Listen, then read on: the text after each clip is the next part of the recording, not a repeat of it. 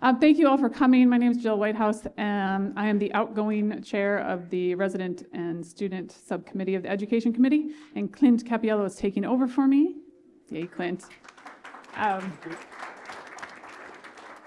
I have led this for the past couple years. We've made modifications based on your feedback, so please this year give feedback on any survey that you get because it helps make this better. I think that this has been a great episode so far, and I hope you're all coming to the reception tonight. That's the last plug I'm going to do. The reception tonight, now that you've seen faces, you've seen names, don't be afraid of us. Go up to anyone who is there. It's fair game, okay? We are going to let our panelists introduce themselves. They're going to tell you who they are, where they're from, and what they do. Keep it brief just so we can get to questions. We will kick off the panel with a question that I know none of you want to ask, but we're not afraid to do it, so we'll ask it. And then it's your session. You get to ask whatever you want, okay? So take the mic, go ahead, go right down the line, introduce yourself. I'm Andrea Lowe. I'm the program director at University of Calgary, Alberta Children's Hospital. Welcome to Canada. Hey, I'm Vic. I'm from Texas. I'm the junior fellow at Vanderbilt. No one ever thought to give me a mic. I'm going to make the joke for my mentor that's down there. I'm Demetra. I'm the junior fellow at Riley IU in Indianapolis. I'm from the world. I was born and raised in Alaska, but did residency in New York, small residency, and then went to Michigan for 3 years to figure my life out while I matched at Riley. So you can ask all you want about that. I'm Heather Levy. I'm the fellow at the University of Florida, which is a single fellow program, and I'm kind of from all over, so.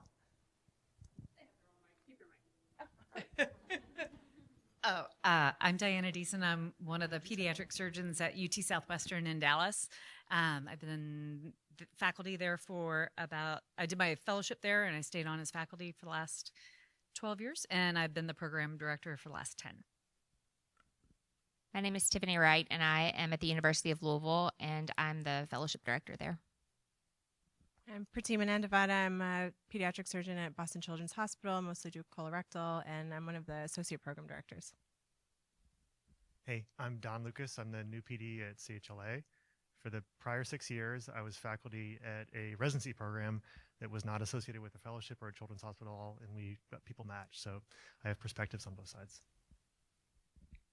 Samir Gadapali. I'm the program director at the University of Michigan. I went through the match more than once, so I have a pretty good perspective on that. And I've also been the critical care fellowship program director and research fellowship director, so I can help answer different things. Go Pistons. Just go Pistons. Next. Sorry. I know my name tag says Florida, but I'm a Michigander. Yeah. Okay. Tears taste so good. I know. All right. Okay, so they don't want to ask this, but we are. Give it to us. Numbers. Do numbers matter? I know AbSite's changing their scoring, but I don't know. I'm out of touch. So AbSite, board scores, number of publications, number of years of research. Yes or no? Who wants to answer? Nobody wants to answer. So I'm happy to answer. Perfect. AbSite scores don't really matter unless they're like consistently in the single digits. Then I think some programs would consider those higher than others. I think most people use some sort of a holistic review. So if like that's the only thing that's a downfall in someone, then does it really matter that much?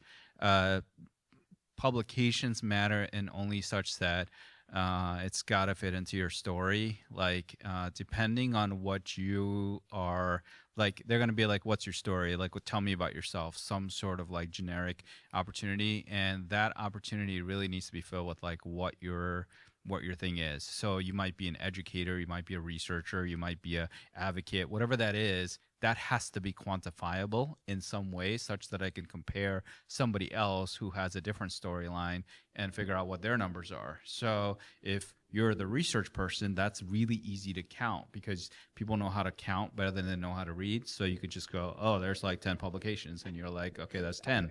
But like if you're, say, global health, right, then I want to know, like, how do you quantify that? So you have to give me like I don't know, sessions that you've had at different countries you've been to, people that are impacted by what you've done. So if you can quantify what you've done for me in some way, it's just far easier for me to compare different applicants. Remember, you're all abstract to me on paper in order for me to decide on an interview. So all I have is a paper to count numbers in terms of like figuring out who to interview.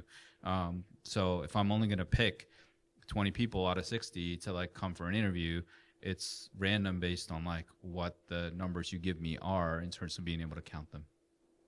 Heather, do you believe that? Did you feel like your CV was like your label? Did numbers matter to you? Oh man, I gotta get another degree just to figure out how to run this microphone.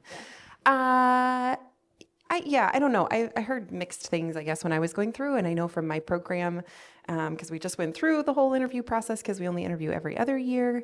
I would say it matters somewhat, kind of like Dr. Gattapali was saying. I think know the programs that you're applying to and understand that different programs are going to have different metrics too for what they're looking at.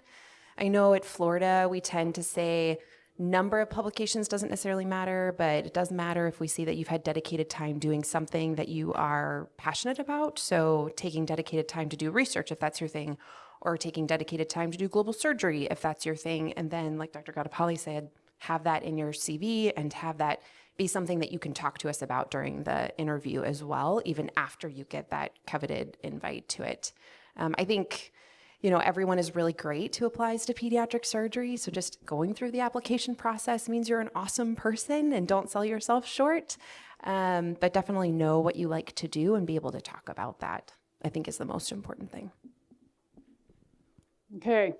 I have 2 drink tickets for tomorrow night's presidential banquet because I'm not here. Oh, a volunteer. Might have been planted. Okay, you get my drink tickets and you get mine. All right. Hi, Seth Sailors at Children's Mercy. I'll be applying this upcoming cycle.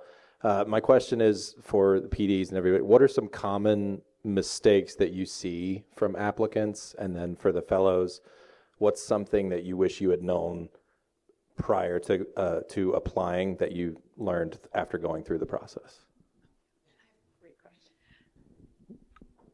So thank you for that question. Can you hear me? So I think one of the biggest things is don't ignore an elephant in the room. If there's something in your application that is a problem or is not quantified in your application, it makes me concerned if there are 2 years that I can't account for, especially when we're looking at 60 and picking 20 people to interview. I don't know what happened during those 2 years. So your personal statement is an opportunity to explain to me your journey. You could have been a basic scientist and been doing all of that and saw the light of surgery and, whatever your story is, sometimes you need to explain it. Some people need to explain more of that in their personal statement for it all to make sense.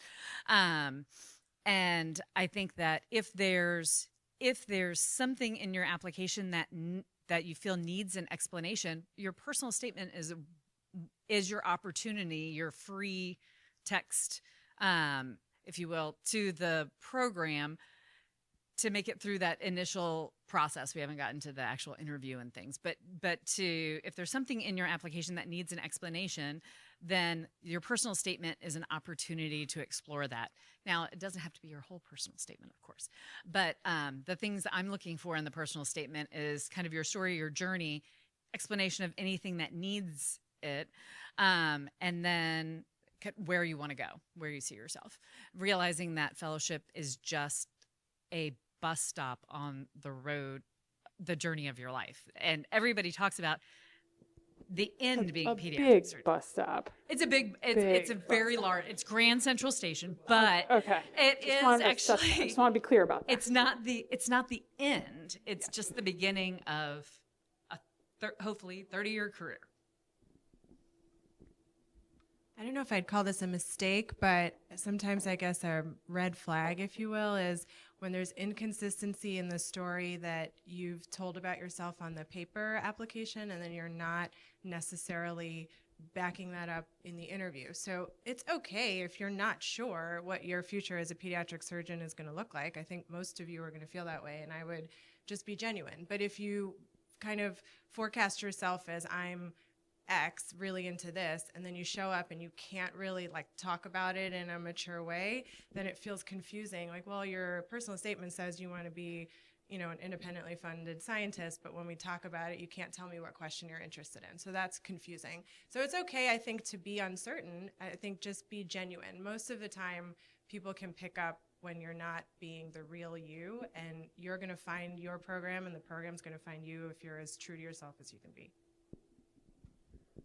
I found some people get in trouble by being hyper specific about what they're looking for. They're like, I'm already a subspecialist and I really want to do this. And we're like, well, we don't as much. So maybe go look elsewhere.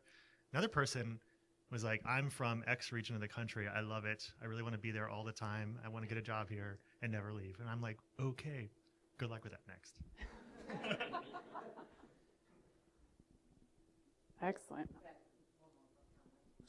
Just a plug.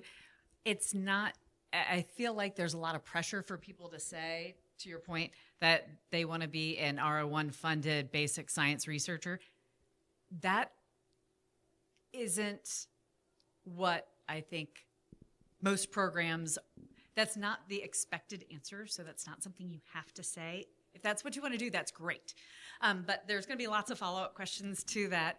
And that's not what 95% of us do, right? That's, I mean, maybe 30 years ago, but not now. And so right now, the number of people, the number of pediatric surgeons who do or have an R01 funded basic science lab is very, very few.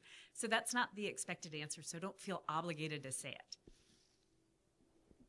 Thank you. Oh, Dr. Lowe is a program director, so I'm going to give her an opportunity. no problem. Oh. Yeah, I don't want you to fill out docs. Oh, no. Unless you don't Well, want to. I can tailor on that. Like in terms of like big mistake is also like you trying to figure out what I want to hear. I think that's like you have no idea. I don't know what I want to hear. Like the goal is for us to get to know you, and it's a match. That means you have to be ranked number 1 somewhere, not number 10 everywhere. Like you're not trying to like please everyone. Like if you want to be an R01 funded researcher, say that. If you want to do global health, say that. Like I think some specificity is important because it shows a sense of reflection that you've thought about it and you have some idea of like what you're passionate about, what you like. And we as a program can tell you like our environment will foster that or not foster that. This is not a good fit for you because this is not what we train or whatever. Like the programs know themselves really well. It's important for you guys to know yourselves really well and highlight that to us and say, this is what I really, really care about a lot. And like, I think a mistake that people make is to be too generic as well. Like you want to give, like, don't say like, oh, I love peds surgery because I like Wilms tumors and I like operating on kids and I think peds surgery is fun. And it's like, yes, we agree. We all agree. Like, that's a waste of time. Like, we know that. Like, you're not in this room if you don't like peds surgery. Like, you've already come to this conference because you like peds surgery. Tell me about you. Don't waste your time. Tell me about peds surgery or this or that. Like, why do you like peds surgery? Like, what motivates you? What gets you excited about it? Like, where do you see yourself contributing to it down the road? Like, what is the thing that you're great at? Like, what is your superpower? Like, that's what I want to hear about, you know? And so I think the lack of specificity can also be a problem because then I don't know where to put you because you end up in the middle like everyone else who might be there. Hi, Alexa Turpin from Nemours Children's Hospital. What is your most memorable personal statement, either both good or bad?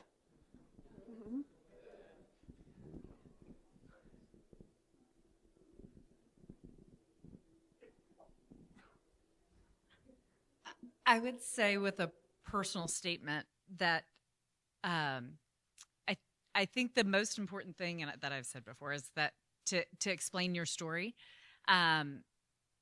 And to your point, you don't need to sell us on pediatric surgery because we're already sold. But I think sometimes in an effort to be, I don't know, cute or original or I think that those efforts, you know, putting it in gosh, it was like poetry. Oftentimes efforts to make it cute in that way can fail.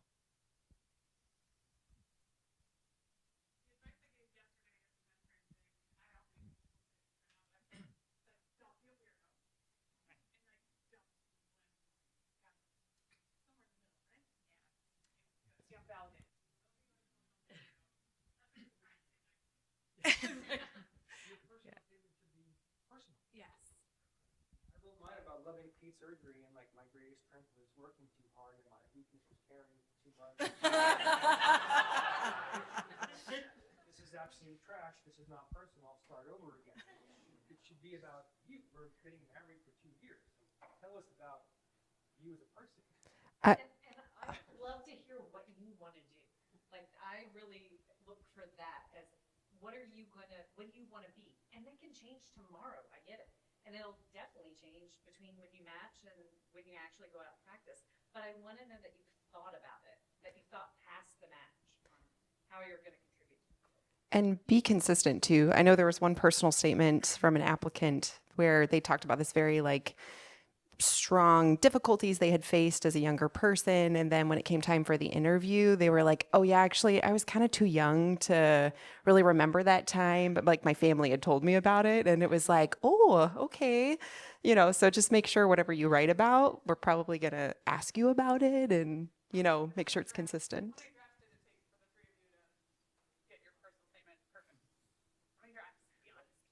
Mine was 3. My mentor just absolutely smashed my first.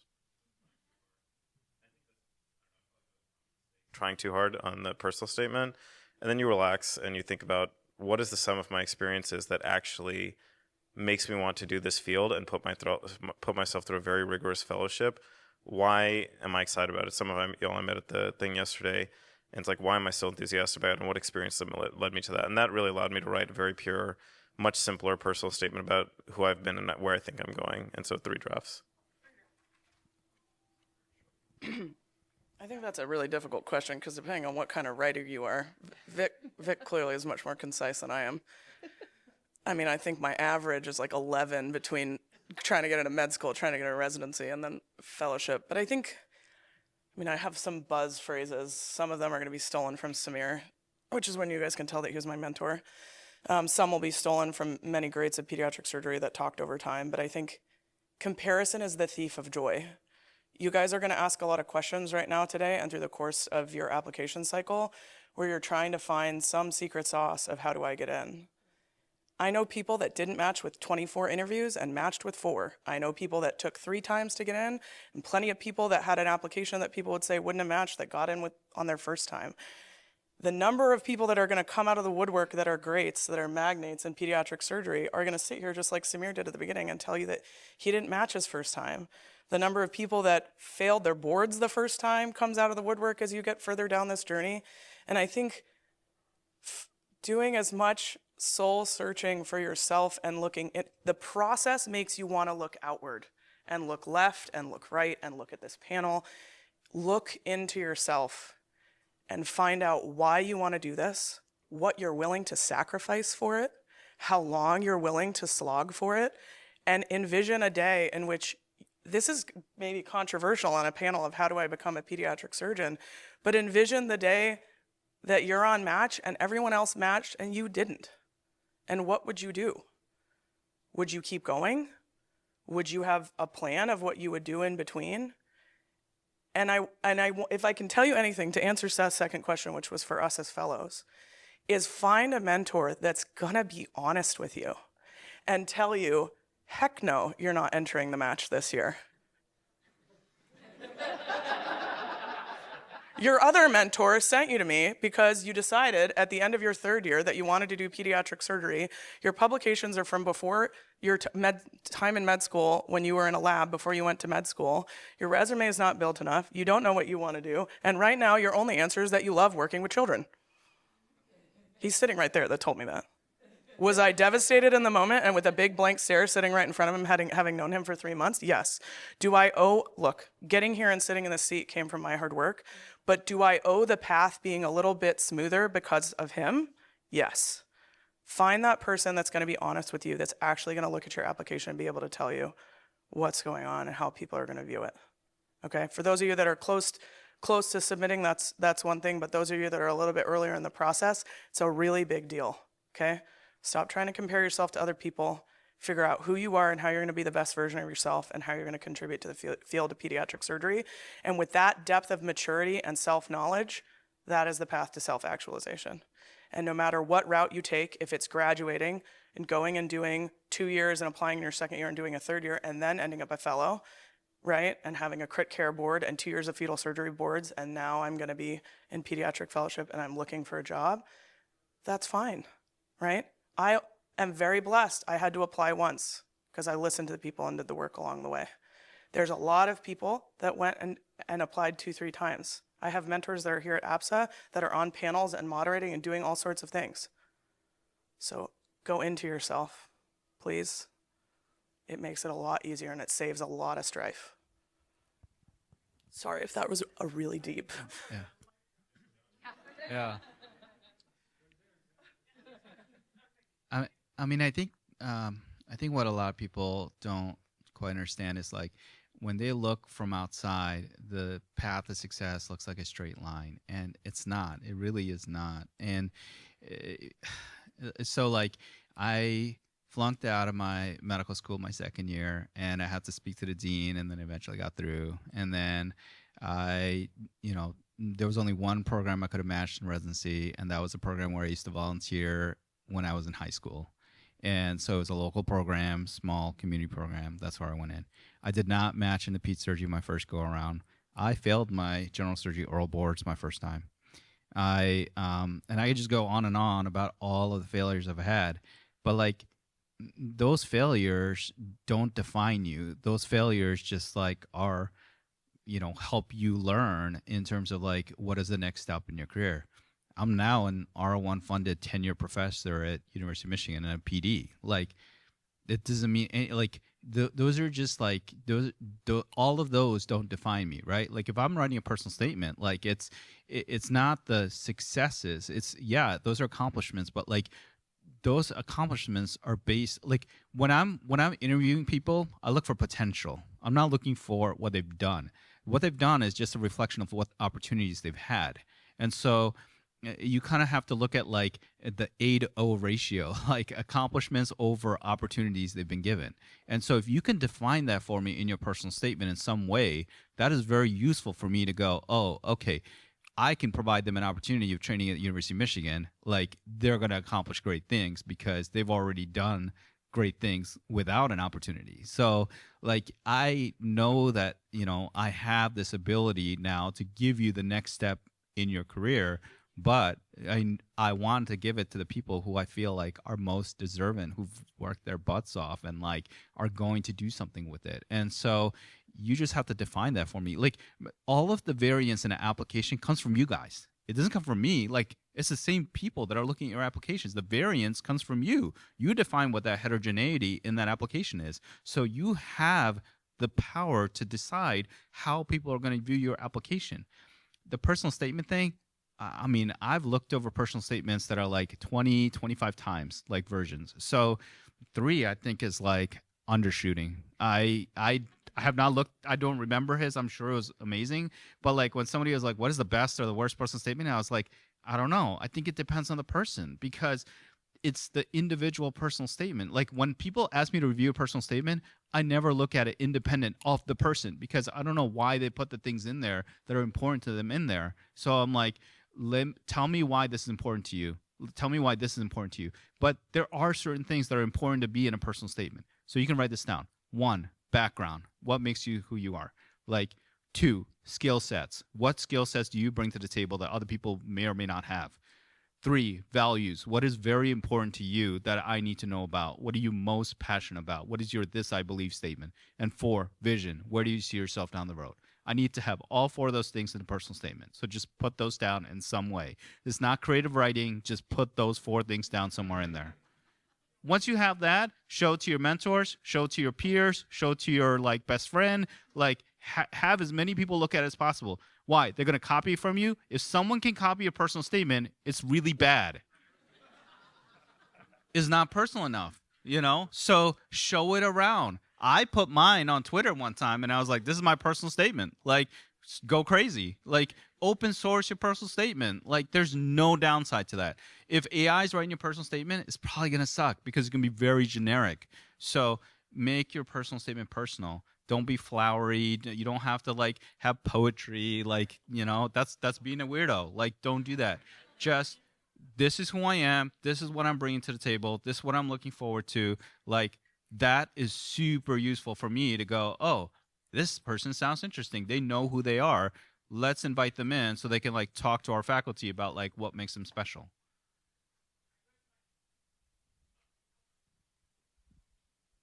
Thank you for everything you guys have shared so far with us. For those individuals who have gone through the match 2 or 3 times, or maybe you know of individuals who have, what changes were important to make in the application?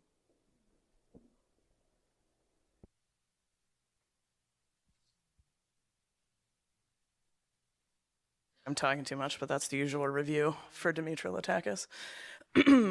This is probably from the mouth of Samir as well. I think it's super dependent on the person, and you need to go back to your mentors. You need to go back to the people that you interviewed with, and you need to get the feedback to find out where are the areas that you, what I like to say, can hypertrophy your application, where there are other areas that are thin. So the reason that I was told not to apply was because, can I steal the R's from you? Okay, so there's 3 R's in the Book of Yoda. Your resume, your reputation, and your recommendations. Your resume is what you've done, your academic development time, your research, the things that people can count better they can read is what like Samir likes to say. Your reputation, the place that you came from, right? I came from a place with no reputation. My residency in New York was the first new residency in New York City in 50 years. When I started as an intern, only 2 classes of chiefs had graduated. And my program director, who had been a program director for 35 years in New York City in another program, had never graduated someone from his residency that went into peds. He sent many people out to labs that then stayed at those places, like Harvard. They took them and kept them and got them into ped surg.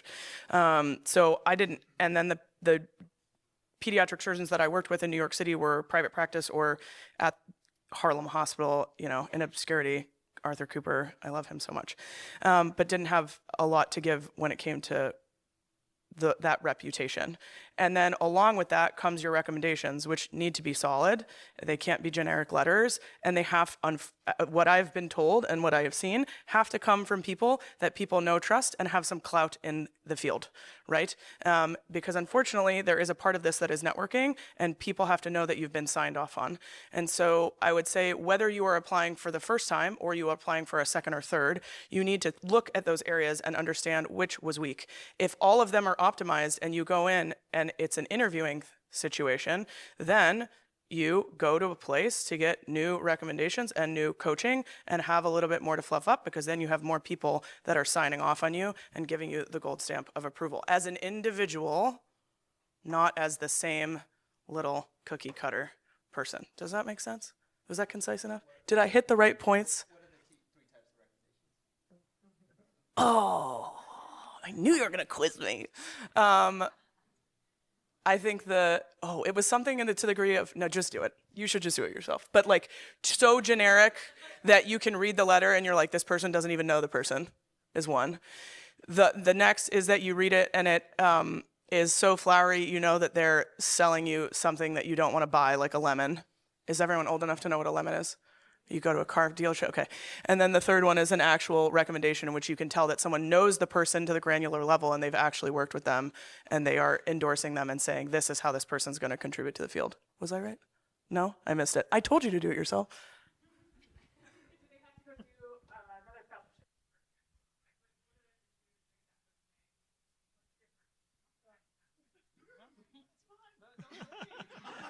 Yeah. From the PD.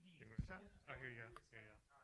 Yeah, I think it just depends, right? So if maybe your problem was that you came from a place that didn't have a good reputation or you didn't have letters from people that were reputable, and maybe the way to do that is to go someplace where they have one of these extra fellowships and they put people into ped surgery all the time, and then you get a second set of letters of recommendation from a different set of people. You have to, if you apply during your 4th year and you don't match, you have to have a plan for what you're going to do after that anyway. Even if you were going to apply again your next year, your chief year, you have to have some sort of a plan for what you're going to do in that interim year. And sometimes people just don't match because it's a fluke. Your application may be optimized in all ways, but just by sheer numbers, maybe you were ranked second on every single person's rank list, and they just happened to match their first ranked person too. So sometimes there's not a lot that you can add. Yeah. So I decided during my 5th year of residency to go into ped surgery, having done no research or anything. So I went to Michigan and did a critical care fellowship and a fetal surgery fellowship.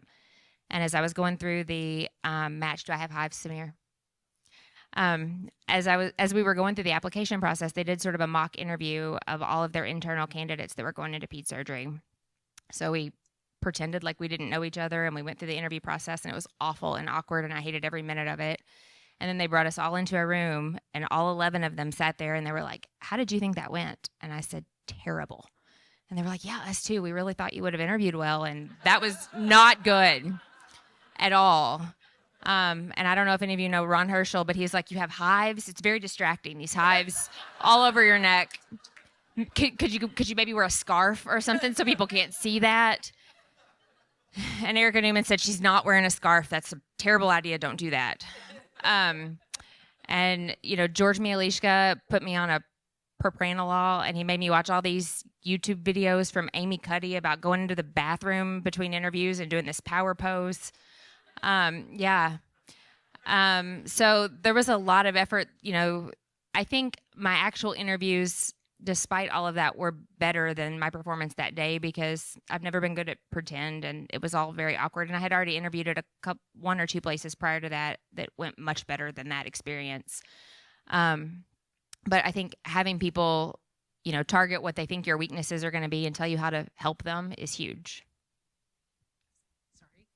I would just also say, ask more than just your people. If you were to not match, I have people that reach out to me every year from other programs, like, "Hey, usually, a week or two later, hey, can we touch base?" And well, I'll speak from most of the PDs. I would say most of the PDs are happy to do that. And if there's something, it may be something like interview style or, especially with Zoom's, an awkward interview style to begin with. But if it's something on the application that wasn't explained, hey, there's 2 years here that we weren't sure what to do with, that's more application to get the interview. But if there was something during the interview, reach out to people outside of your own institution to get some feedback as well. And I think also if you go through the match once and don't match and you're worried that your interview performance might be a thing, you can have your mentors reach out to people that interviewed you to ask that question for you. We had an applicant recently from our institution that didn't match, and we were concerned it might have been an interview thing. So we reached out to people to kind of see how the interview went, to give her some feedback among people that, she was interviewing with that she didn't know.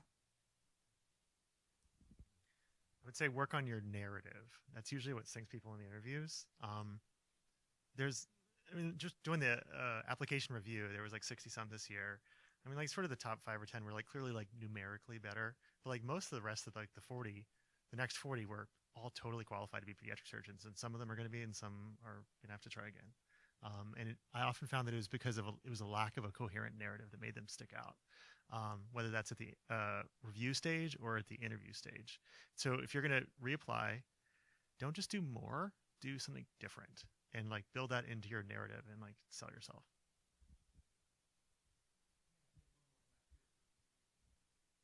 Hey, can you guys hear me? Oh, perfect. My name's Dev. I'm from the University of Wisconsin-Madison. It's kind of relevant to those of us applying in December this year. I know there's been a lot of talks, but are there any discussions or finalizations of virtual versus in-person interviews happening this year? And whether or not we should start prepping to save more money. Well, we spend a lot of time twice a year having that argument, and it seems like probably the majority are going to be virtual. There might be some in-person interviews. Does that seem fair? But always save money. It's always good money.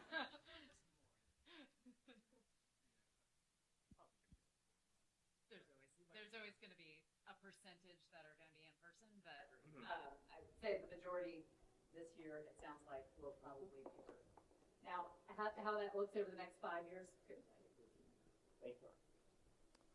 Grant Gershner, UT San Antonio. I know we said that ABSITE scores aren't as paramount as long as you're not bottoming out, essentially, but now that there's a new scoring system, do you all know how to interpret it in terms of like what to look for, or at least have a target?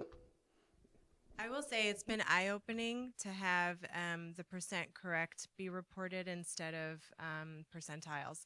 And what is very noticeably different is the previous major demarcation between scores no longer exists. And I'm curious about other people who have reviewed these, but I was surprised this year to see how tightly packed pretty much everybody is. So I honestly think ABSITEs are going to be less and less of an impact on, and not even really a tiebreaker, because when you see the percent correct, the deviation is narrow. So unless you're a major outlier in either direction, I really just don't think they're going to matter that much. And I would say, you know, the stats would suggest that if you consistently score below the 20th percentile, then you're at risk for failing your boards, right? That's what your general surgery program directors have probably told you more than once.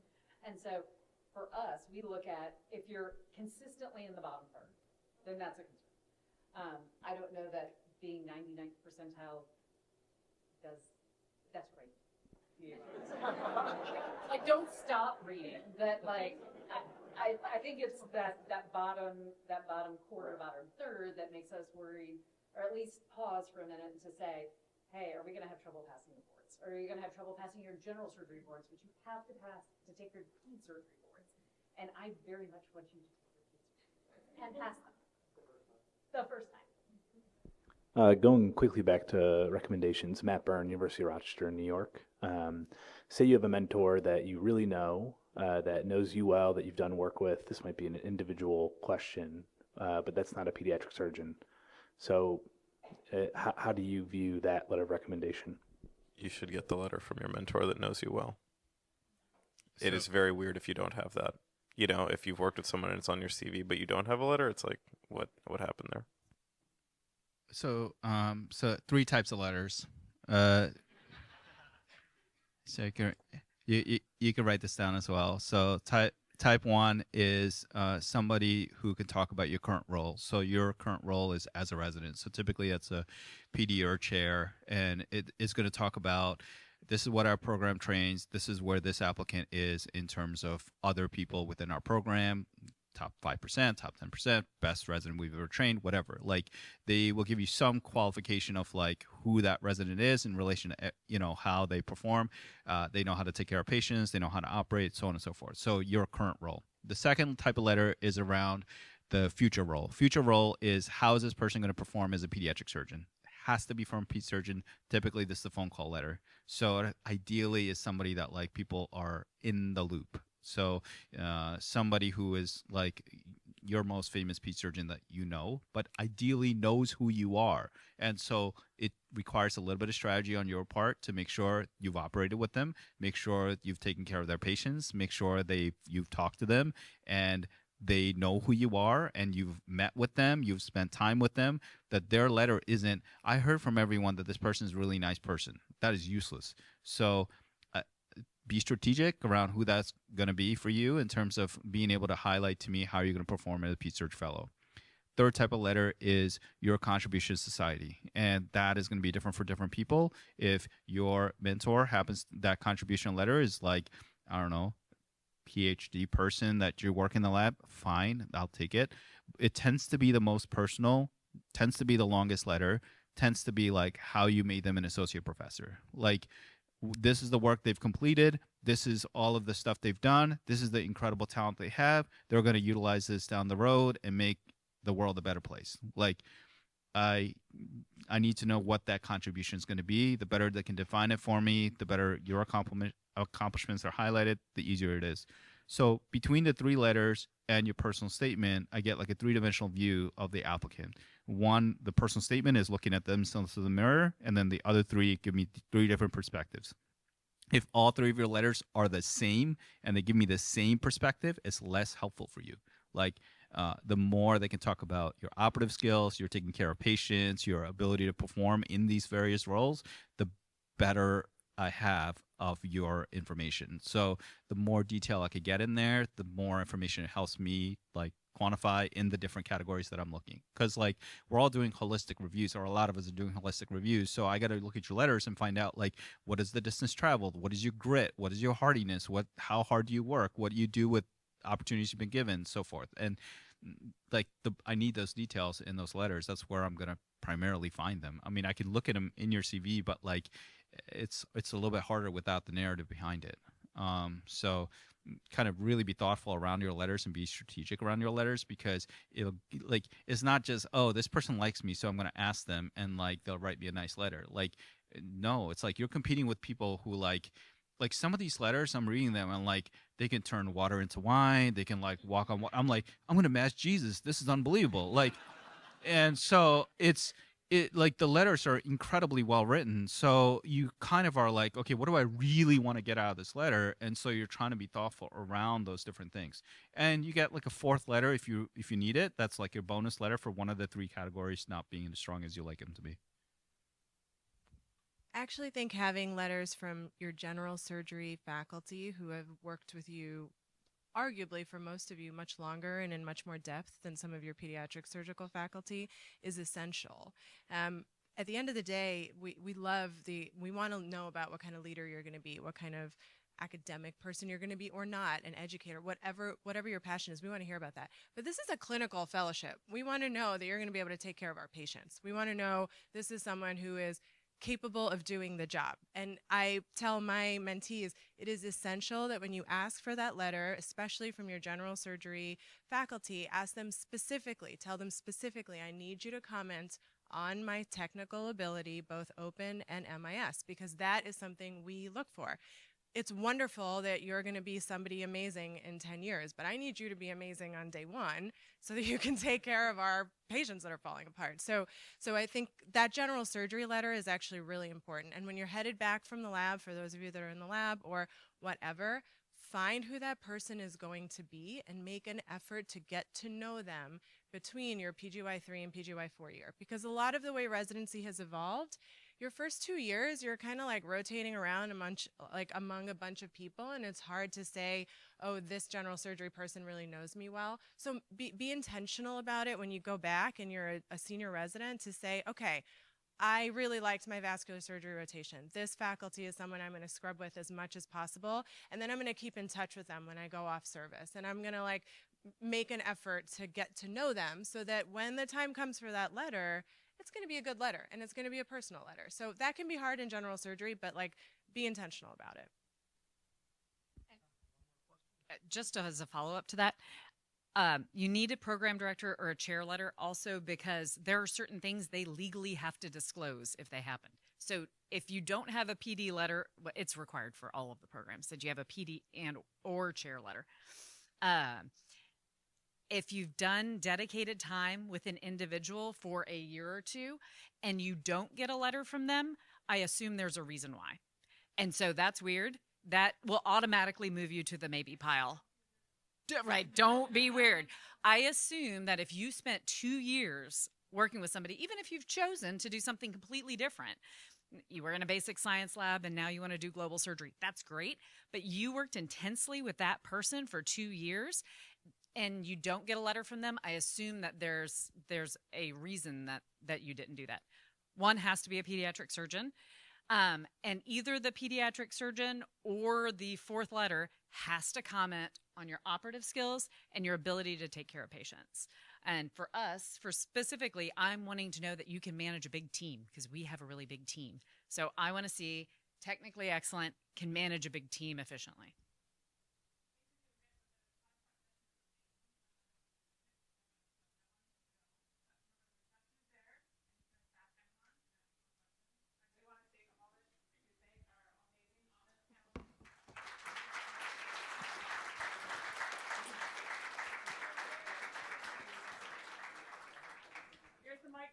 No, I just want to extend an offer to anybody that was like me, coming from a residency that didn't have any exposure to pediatric surgery fellows. If you need somebody that's right there that just went through it and you need to talk to somebody, please find me on Twitter, find me at the conference. I will give you my information. I'm happy to be a mentor from afar for you. It's kind of a critical role that you need to have to help you through the process and give you the unwritten curriculum for it. So if you come from one of those residencies and don't have that person, please, I'm here for you.